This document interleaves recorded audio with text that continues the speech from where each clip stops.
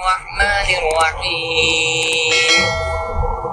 الرحمن علم القرآن خلق الإنسان علمه البيان الشمس والقمر بحسبان والنجم والشجر يسجدان والسماء رفعها ووضع الميزان ألا تطغوا في الميزان وأقيموا الوزن بالقسط ولا تخسروا الميزان والأرض وضعها للأنام فيها فاكهة والنخل ذات الأكمام والحب العصف والريحان فبأي آلاء ربكما تكذبان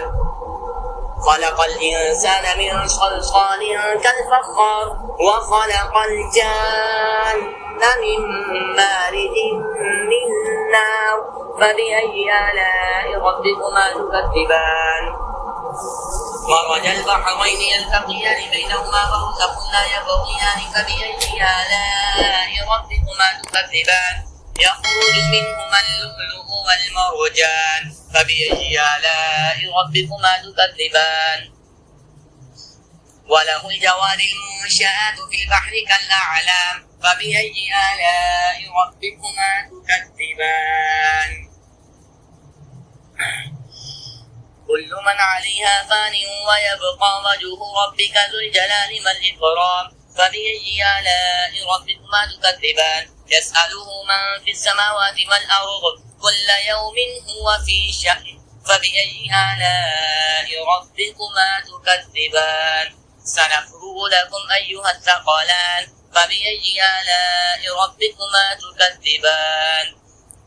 يا معشر الجن والإنس إن استطعتم أن تنفذوا من أقطار السماوات والأرض فانفذوا لا تنفذون إلا بسلطان فبأي آلاء ربكما تكذبان فإذا انشقت السماء فكانت وردة كالدهان فبأي آلاء ربكما تكذبان فيومئذ لا يسأل عن ذنبه إنس ولا جان فبأي آلاء ربكما تكذبان يعرف المجرمون بسيماهم فيؤخذ بالنواصي والأقدام فبأي آلاء ربكما تكذبان هذه جهنم التي يكذب بها المجرمون يطوفون بينها وبين حميم آن فبأي آلاء ربكما تكذبان ولمن خاف مقام ربه جنتان فبأي آلاء ربكما تكذبان ذواتا أفنان فبأي آلاء ربكما تكذبان فيهما عينان تجريان فبأي آلاء ربكما تكذبان متكئين على فرش بطائنها من استبرق وجنى الجنتين دان فبأي آلاء ربكما تكذبان فيهن قاصرات الطرف لم يطمثهن إنس قبلهم ولا جان فبأي آلاء ربكما تكذبان كأنهن الياقوت والمرجان فبأي آلاء ربكما تكذبان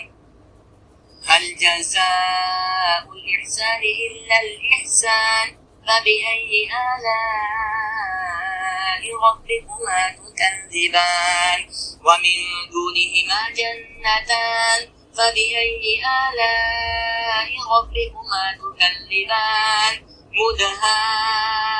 مدهامتان فبأي آلاء ربكما تكذبان فيهما عينان نضاختان فبأي آلاء ربكما تكذبان فيهما فاكهة ونخل ورمان فبأي آلاء ربكما تكذبان فيهن خيرات حسان فبأي آلاء ربكما تكذبان حور مقصورات في الخيام فبأي آلاء ربكما تكذبان لم يطمثهن إنس قبلهم ولا جان فبأي آلاء ربكما تكذبان متكئين على رفرف خضر وعبقري حسان فبأي آلاء ربكما تكذبان تبارك اسم ربك ذي الجلال والإكرام